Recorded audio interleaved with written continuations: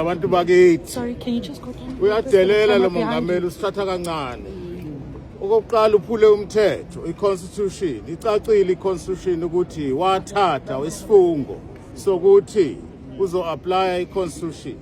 Yena ucabanga ukuthi above the law wenza into ayithandayo.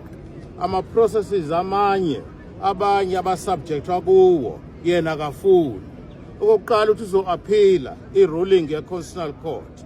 The Constitutional Court is the highest court in the land. Where is he going to appeal to? Which court can he possibly appeal to? These are the last kicks of a dying horse. Thina ke siwumkhonto wesizwe sinayo isikhathi segwebu. Thina asikwazi ibhece thina. Sangizokwazi ibhece la.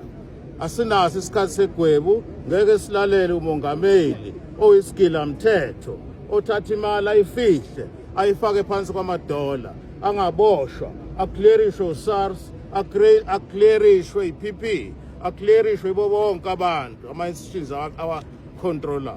Thina ke besizozela ukudo debate la kodwa ke cacile ukuthi speaker sihambisana no-ANC yaso asikho fair ispeaker.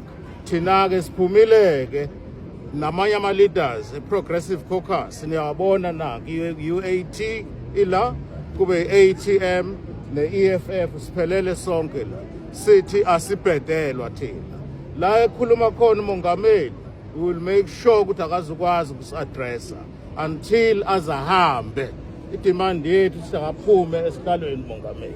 Ngiyaphela lapha.